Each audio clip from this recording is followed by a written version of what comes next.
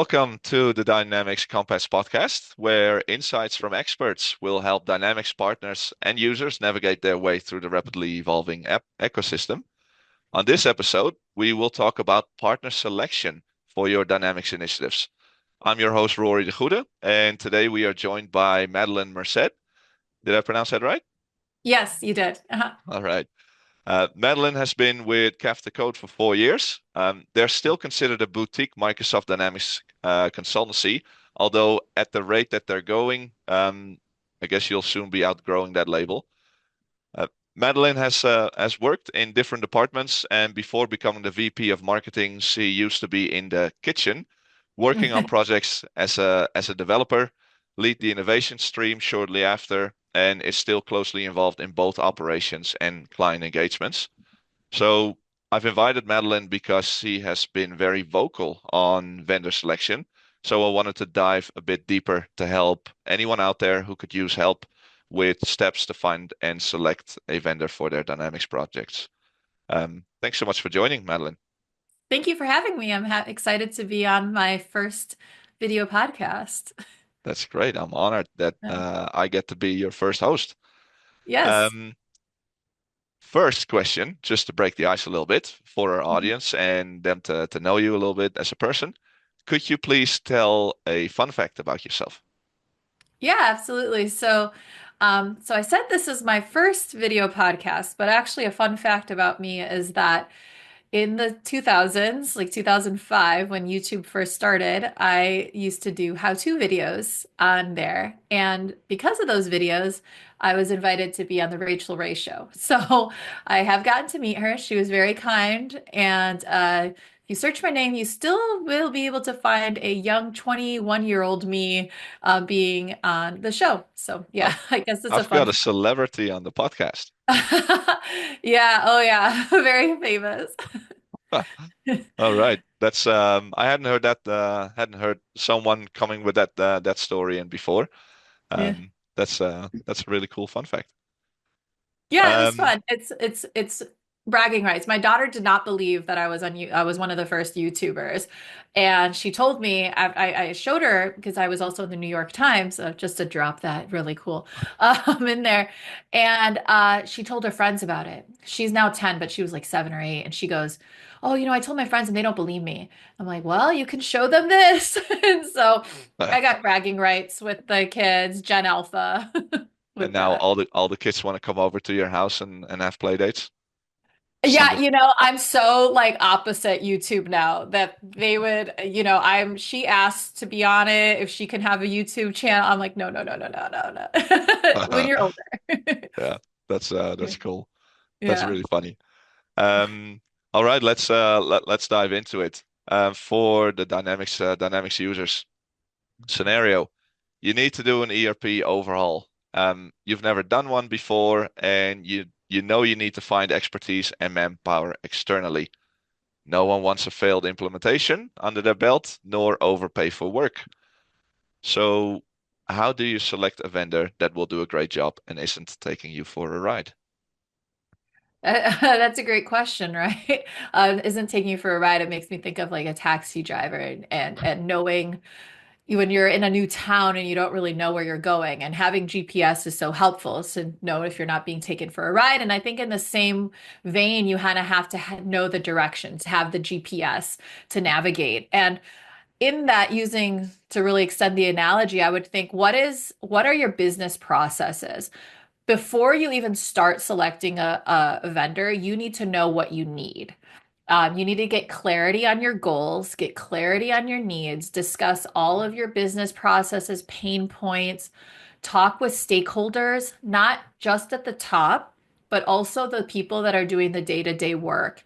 What currently do they like in the system, and what do they Mhm. hate?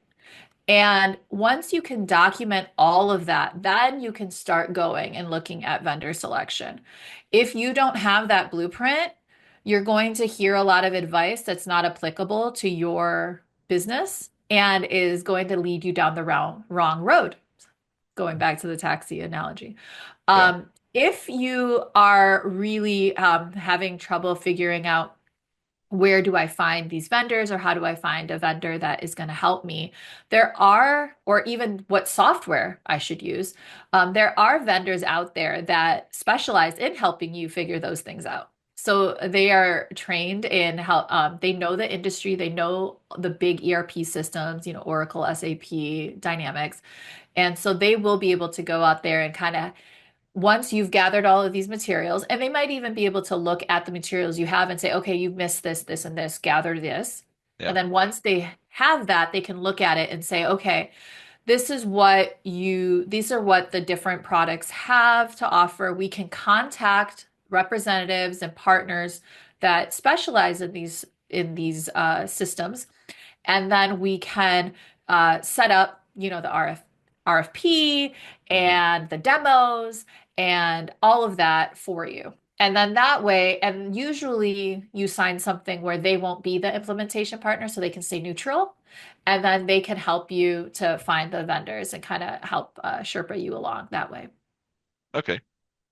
With what you said there earlier, that first they need to uncover all their requirements, not just speak to the people at the top, but also the people that are using the systems. Um, how, from your experience, how capable are customers to actually do that themselves without bringing any expertise in? Because that's a skill in itself, right? Yeah, I mean, I think that you have to kind of what's the level of self-awareness? I think, for especially that's why I say don't just talk to the people at the top. I mean, there's that show Undercover Boss exists for a reason, right? You have the Hmm. CEO goes and works in a day as a, gas station attendant, and all of a sudden they know like, oh, we need to implement this and this and this because they've been so detached from the everyday processes. So if you can go and talk to people on the ground, I think that that is very doable and very it shouldn't be too difficult to be able to start documenting those out. And uh each you can identify like a leader in each department that can go and say, okay, we're going to go and gather these all, have some meetings and really do. If you don't do that at the beginning, you're going to have a really hard time with not only just vendor selection, but you're going to have a really hard time with user adoption. Because if your users don't feel like they were heard at the beginning and you Yeah, just said, okay, this is what we picked, not really truly feeling like you understood their workflows, they're yeah, going to have a really hard time buying in on it. So this is you have to start this way, or else you're going to have a really hard time. yeah. Okay. Mhm. Um, what what are the key criteria that customers should consider when starting to look at vendors? Yeah, so for looking at vendors, you mean in terms of like looking at the partners themselves that are going to implement the system after you've decided which system you're selecting? Because it's twofold. So if you're looking for what you need in the system, you're going to want to look at the criteria that you're looking, how it integrates with your existing systems. Hmm. Do they have the infrastructure? Like for instance, we're a Microsoft partner, so Microsoft is everyone knows is the billion-dollar behemoth that invests billions of dollars into AI, into cloud, into security. So and has a ton of integrations with all of the other, thousands of ISVs that are out there. Yeah. So that would be a criteria. If you pick something that might be, let's say you're in an industry that is like restaurants, and you pick a ERP that's specific just to restaurants, they may have some of those more custom features that you like, but do they have the ability to integrate with as many independent Yeah. softwares that you have, or will they be able to scale as your business scale? Do they scale? How much will it cost for upgrades? All of these things are things that you need to consider. Yeah. Um, if when it comes to partners, selecting a partner, I think most importantly is finding out if it's a good fit. You're going to be working closely with these people. Not only, as we know, go lives and implementations are a marathon, Yeah. and you're working very closely with them. So, are they a culture fit? Like, do you actually like these people?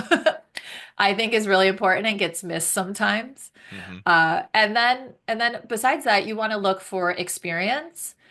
And does it relate to what have they done this in the past? Have they done something similar to Yeah. what you're looking to do? Do they have the heart of a teacher? Do they actually want you do they want your team to succeed or do they just want to run up the numbers?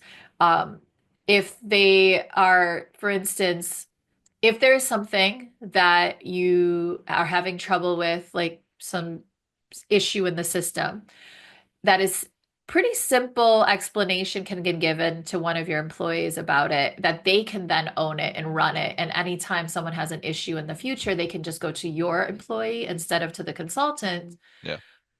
The partner should want to empower those users.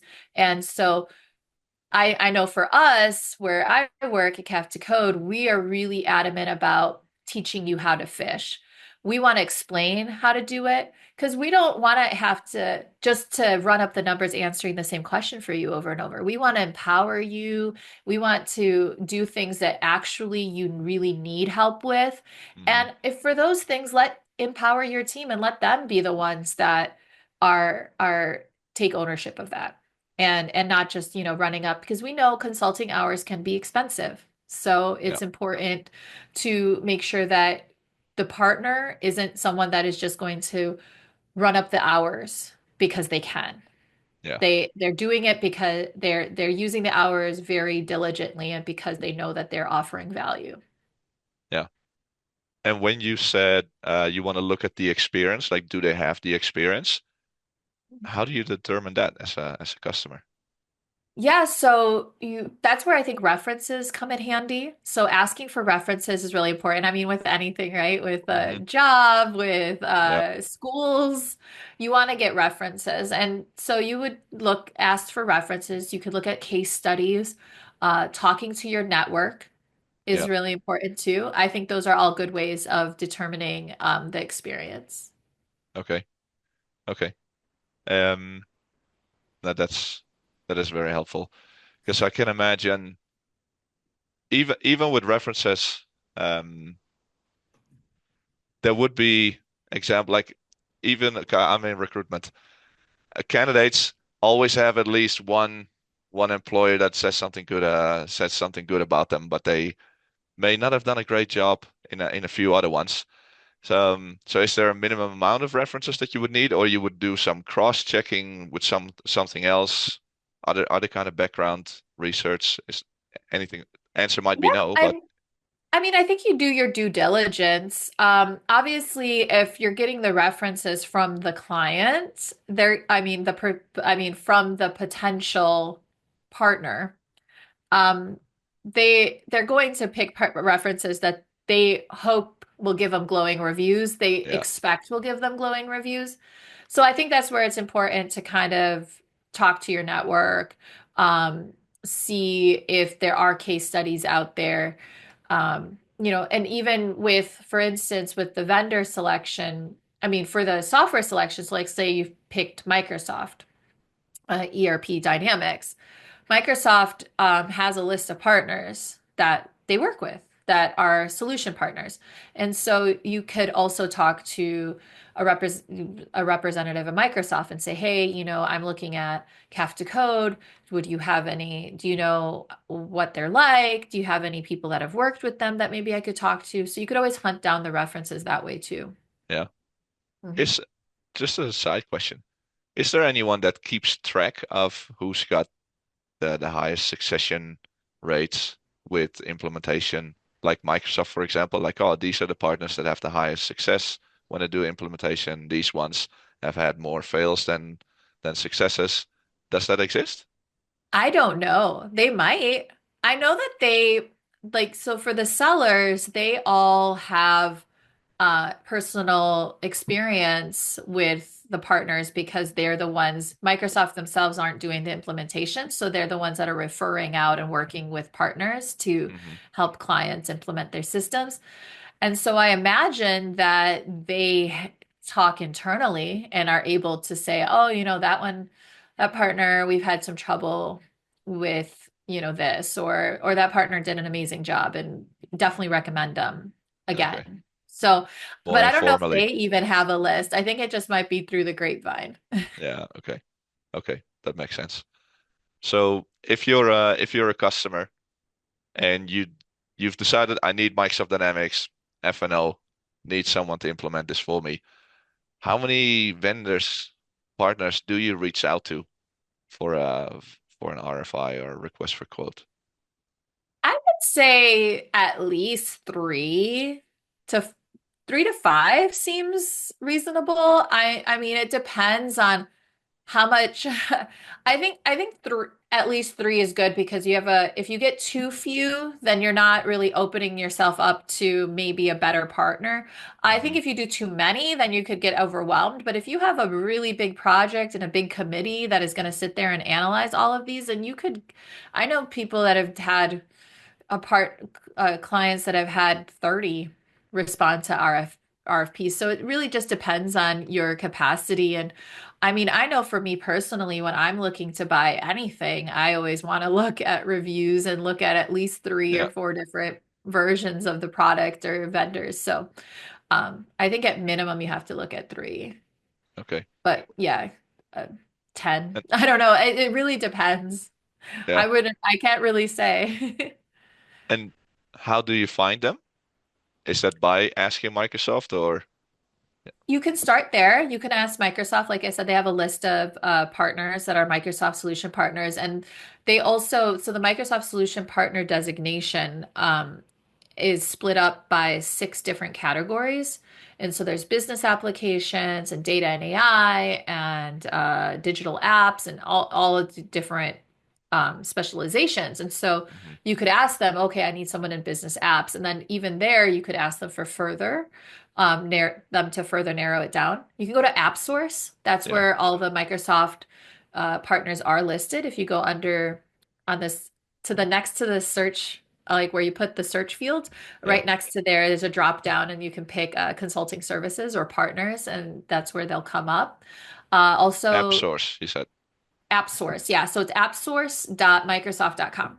And Okay. so not only can you find partners listed there, but you can also find other solutions that extend Dynamics. So like the ISV solutions I referenced earlier. Yeah. And you can find offers from partners. So partners may have like 1 hour free consultation or 5-day workshop for a certain amount of money that you could transact on right there, Yeah. which is really nice to see what's offered. You could also go to industry events. So we have, as you know, we have a lot of industry Yeah. events. In the Yeah. community, we have a Dynamics user group that does monthly events. I think they're doing one in Tampa next week. We have a community summit that is also doing their roadshow as well as the huge Summit the North huge America. event, yeah, that is in Orlando this year. Yeah. And so a lot of times we'll see that part people that are considering doing an implementation or an upgrade will go to those events just to because everyone's there. Yes. So then you can really do your due diligence and talk to everyone that you want to there. And then I would say like your network. So if you're in an industry, let's say gas stations again, I'm sure there's industry events for your industry, and you can talk to the other business owners and be like, oh, what have you done in the Yeah. past? Or, it depends. I'm sure some industries are more collaborative than others, so they might not be as keen to tell you. But Yeah. if you work in an industry where people are not I guess that are more collaborative, then you can do that. And then Yeah. LinkedIn is a good place too, where a lot of partners are active on there, offering free advice and insights. So you can Yeah. look on there. But Okay. yeah, I think those are good ways. Yeah. No, that's definitely a good starting point for whoever Yeah. is at the start of this process. With a comment that you made earlier, you said one of the most important criteria to look at as well is there a cultural fit? Who do you involve as the customer? Who do you involve in selecting the partner or meeting the partner, like say first round interviews of the partner? do you just do decision makers, or do you bring team members that will actually be working on the project as well to see if there's a click between the actual users? Yeah, I think so. Honestly, obviously there's a term of too many cooks in the kitchen. So you want to Hmm. be careful to not like have to rule by committee, right? Yeah, 100 people have to make this decision every time. But I do think that for maybe first round, you have the decision makers. But at some point along the process, it would be important to bring in maybe some of the leads from the different departments who can be representatives for their departments to see about, okay, so that they can get bought in. yeah, Because that implementations rarely fail because of the software, they fail because of user adoption option. and because of Yes, the people. So if you can't get the people in alignment, everything else is going to be 10 times harder. yeah, And so I do think it's important to bring them in earlier, than make a decision, stamp, and then be like, okay, this is what we're doing. We didn't talk to you at all, yeah, and deal with it. yes, yeah. Okay, no, that's very helpful. Then another topic where you've been, I've seen multiple posts from you on this topic. Now you work for a boutique firm. Um, what are the what would you say are the pros and cons working with a large firm? Yeah, so I'll start with pros. I think the pros of working with a larger firm is that they just may have more services available. By nature of being larger, they might be able to offer even multiple different softwares. So they might even offer SAP and Microsoft and Oracle. Hmm. There may be this one is interesting because it's a pro and a con. So the pro side is that there may be cost savings in that they do outsourcing and have overseas talent that they leverage that can help with costs. Yeah, On the flip side of that is that you may not necessarily be getting the best support that can end up running up the tab. And then also the base some of those savings don't translate into the hourly rates that you're getting. So it really depends on your support contract, how if you're getting those savings passed along to you or not. yeah. So I would say those are some of the pros of working with a larger firm. The cons, again, like I said, is that you will there is a more of a process of siloing of an A team, B team, C team, for lack of a better explanation. And maybe during the implementation, you're working with the A plus team that knows your system. And but you're not going to, the minute that that is over, you're going to be passed off to a different team that may not necessarily know your system or your processes, maybe overseas in a call center, and may not be able to help you as much. And so that's where we see a lot of clients get really frustrated, is when they're no longer getting that support and that help that they need, because go live is just the beginning. My boss Ben says that all the time. That's just the beginning. There's so much more work that has to be done afterwards. And if you're working with a team that is maybe not the best fit, it's going to be a lot harder for you. How about boutique firms? What are the pros and cons for those? Yeah, so I think the pros with working with a boutique firm is that you're going to get a lot more personalized experience with them. It's more high touch. They're going to be more flexible, more agile. So that is one of the things that I failed to mention with the cons with maybe the larger firms is that there can be a lot of hurry up and wait. Where it's like, okay, here's we need this documented and this documentation and that documentation. And while documentation is good, too much of it or waiting around and you're paying for all the people to do the documentation before you even start, by that point, a boutique partner could have already solved a reporting issue you had or could Yeah. have is running circles around you. So they're more agile. They're able to kind of get things done a little faster, I feel like. And then you are more likely to work directly with senior consultants that have a lot of experience.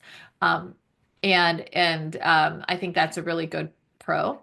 The downside is they're not going to be offering multiple software. They're not going to be offering lots of like a Cheesecake Factory style menu of services. Hmm. Because usually, just because by nature of being boutique, they have to focus.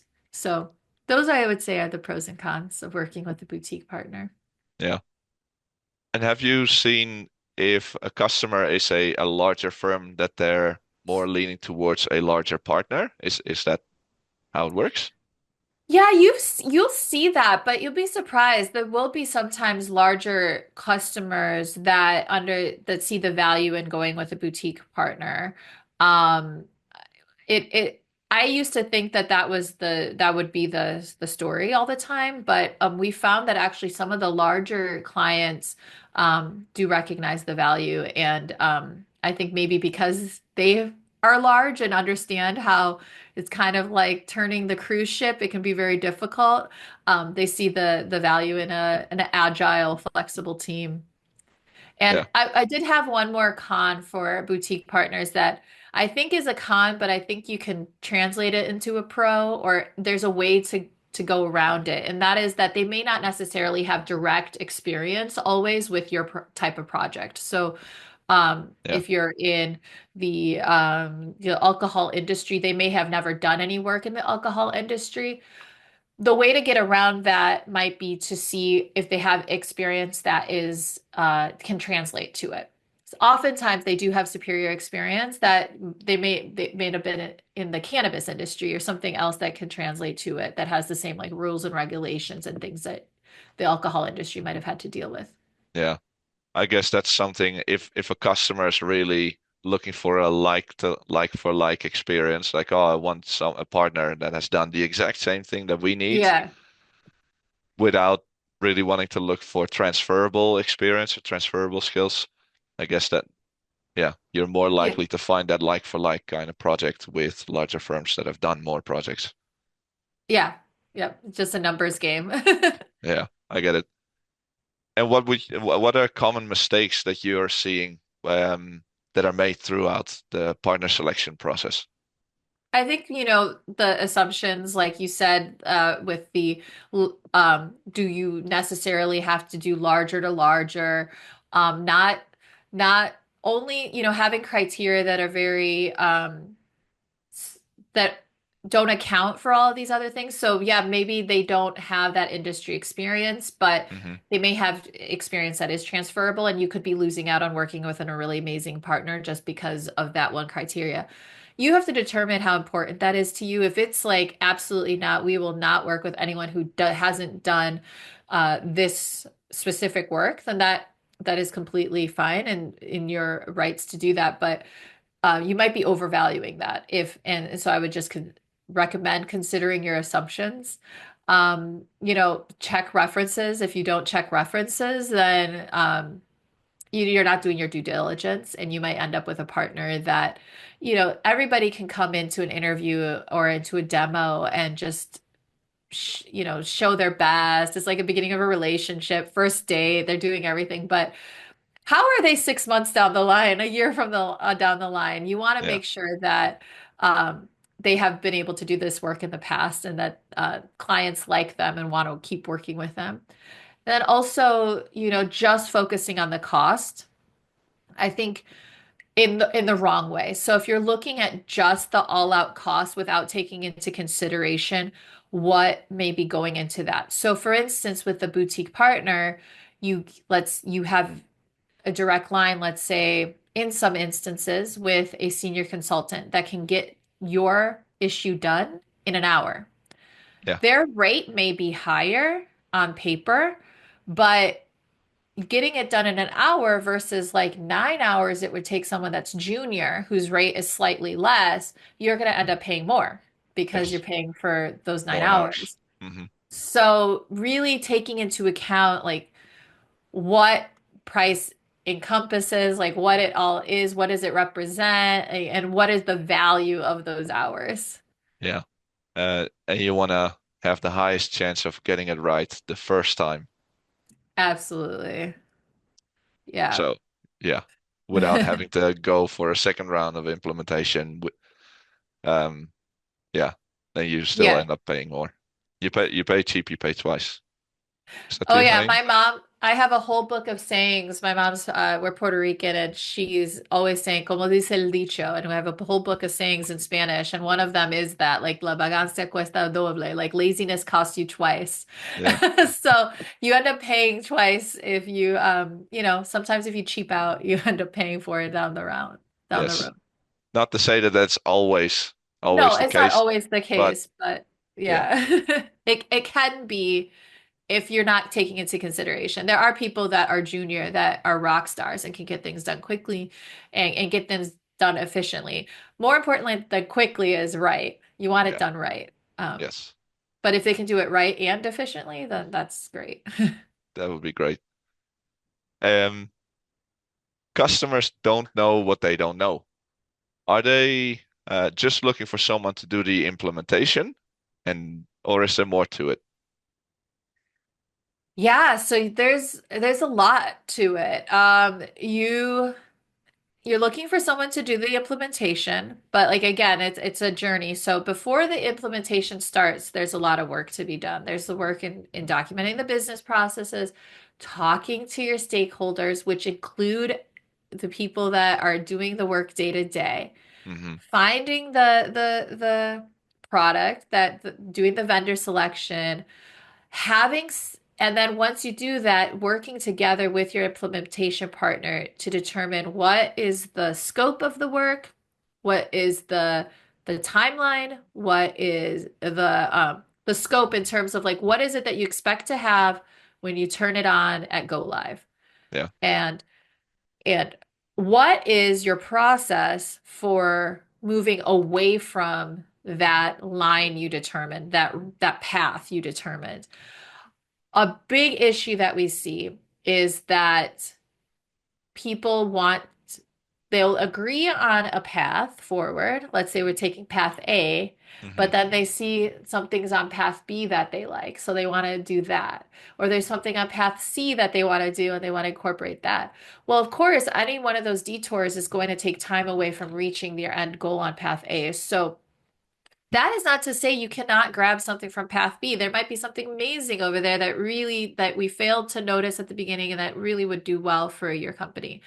But at the beginning, have an agreement with all the stakeholders on how you're going to determine something that should be changed, how you're going yeah. to agree to it. It should be a very, it should be, I'm losing my train of thought.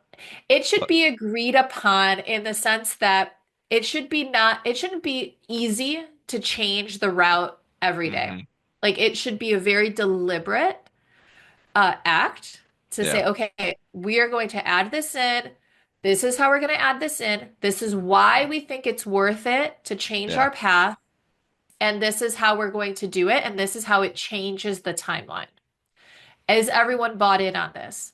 yeah, So, and I think that's just for life in general. If you're building a house, you're gonna have the same thing. Oh my God, I saw that marble is amazing. I want to include that. Oh, it's 6 weeks back order. We had agreed on quartz, but okay, we're gonna yeah. have to reconfigure. So having that is crucial. Having those agreements in place. How are you going to manage the team through as they're trying to do their everyday jobs? On top of that, they're also doing the work for this implementation. So how are you going to help them along, help manage their morale and Hmm. manage their expectations? I've seen a lift from item to buy item. She does training for people with her end users, and she was sharing in a case study of how they included gamification. So they would have like a leaderboard with their users, and this is what they did, and they would have prizes, and to make That's it fun. fun and to kind of help keep that morale up because it can be a lot to ask your team to add another job on top of the job that they're already trying to perform. And so Yeah, having time built in for feedback from team members, time built for them to get prizes, Hmm. gamification, anything training, making sure you're including lots of training from the beginning, including it, having thorough training so that when they turn it on, they're not feeling uh, scared that they don't know what to do. Obviously, you can't expect them to know everything, Yeah. but nobody likes to feel out of their out of their breath, right? And that oftentimes we see with people who have trouble with user adoption is that users are angry because they're afraid. They're afraid, what does this mean for me? What does this Yeah. mean for my job? How is this going to make my job harder? Are they replacing me? All of these fears. And so Hmm. if you can help alleviate those fears, help them know that they're coming along with you, we're all in this together, we're taking this ride together, then you're going to have a much better time. And then, of course, update management, feature management. Once you turn the system on, how are you going to manage that? Your partner should be able to help you with that, help you with the calendar, giving you updates. If they know your processes, they can keep an eye on what are the new features that are coming out every time that Microsoft updates them. And then they can say, oh, okay, this is going to be important. This feature looks like it could be really helpful to your process. Let's turn that on. Yeah. Having a process for how you determine what features to turn on is also important. We've had we've had issues in the past where we've had clients just turn everything on and it's broken their system. So you don't want to turn everything on, you don't want to turn Yeah. everything off. You want to have some SOPs around how you determine that. And then also support. So how are you going to support your team after go live? Again, that's just the beginning. How are you going to help them? How are you going to help them with continuous training, Yeah. continuous upgrades, and then support when, inevitably anything new, you're going to have little kinks that need to be worked out. So how are you going to help them with that? So Yeah. a good partner should be able to offer all of that for you and help you with that.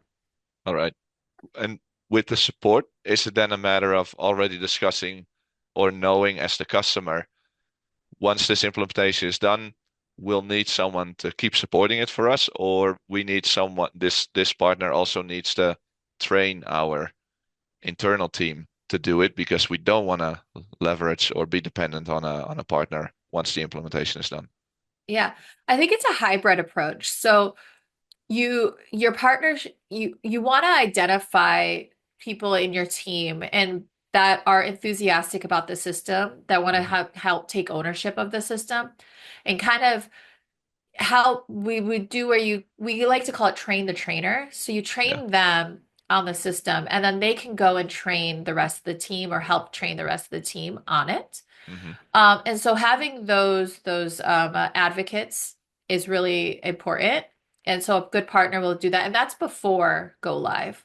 Like you're doing that before go live. You're doing conference room pilots. You're doing trainings. And then you have the partner and you have a nice support contract in place for those times where the advocate on the team is stuck and Yeah. needs help. Then they can have someone to reach out to or critical things. And some of these, advocates may be only trained on their department or their systems. So you might want to have just having the partner support is good to have in case like it's another part of the system that you need help with. Yeah. Is it best practice that whoever does the implementation should also be doing the support because they've got most of the IP? Or is it very common to that they select a vendor for the implementation, but they weren't wowed on their support pitch that they'll give support to another vendor? Does that happen? I'm sure it happens.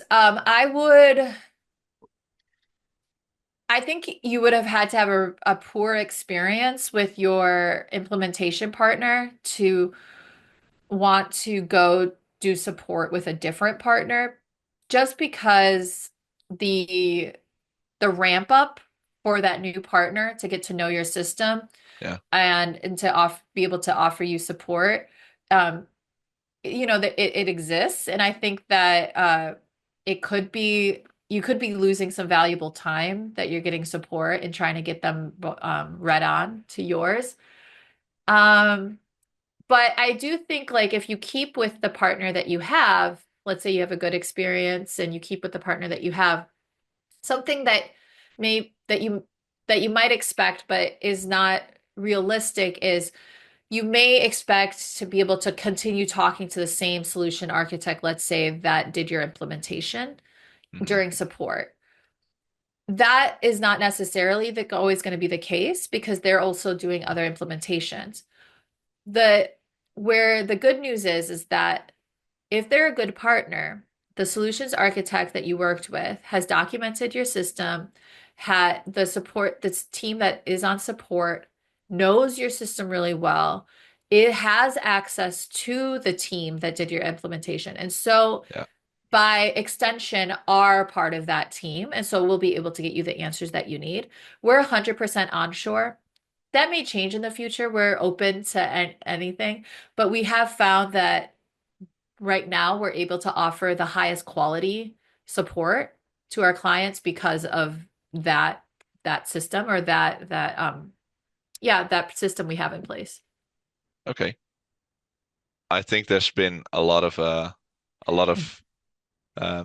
nuggets of wisdom in here, a lot of steps, a lot of things to consider for any customer that is about to start a journey for an implementation and doesn't have their vendor selected yet. And if they have no clue where to start, I think you've given a lot of advice here for them to get started and start selecting or finding and selecting a vendor. So I really wanted to thank you, Madeline, for all the knowledge that you've shared today. I learned a lot as well, and I'm sure that whoever's watching this is very grateful for you sharing all your nuggets of wisdom today. Well, thank you for having me. I was very excited to come on and a little nervous to get back in front of the camera, but it's been a You did wonderful well. experience. You did I'm well. very There was no grateful. nervousness in your voice or anything. There Oh, was, great. Well, it's good. Well, I just let the cat out of the bag then. yeah, well done. Well, thank you. I'm sure it's not going to be your last podcast recording. Yeah, well, yeah, I'm stay tuned, LinkedIn. I am hoping to do more videos this year for Caf Code and for the community. So That's looking good. forward to it. And forever, whoever's watching and has questions about any of this, I'm sure Madeline would be happy to receive a message from you on LinkedIn, um, even independently from Craft the Code, that she could help you with the steps to take to find your next partner. So Absolutely. perfect. Thanks so much for doing that, and thanks so much, Madeline, for your time today and for sharing your knowledge. Thank you. All right, bye. Thanks for watching this episode on the Dynamics Compass podcast. We decided to launch this podcast after having spoken to a lot of people in the community who seem to be looking for answers to the same questions. So then we decided, why don't we find experts in the market that have the answers, interview them, and then release that information for free to help everyone progress their Microsoft Dynamics journey. So we hope that you found this video very informative and helpful for you to continue your journey and keep moving forward. If you would like to hear about any other topics, please write to me on LinkedIn. Email me, Rory at thegoodtalent.co, and we'd be happy to have a look. We'll look for the experts that have the answers. We'll interview them and it will be freely available to you. Again, thanks so much for watching. Thanks for your support as well. And I hope you have a great rest of your day. Bye.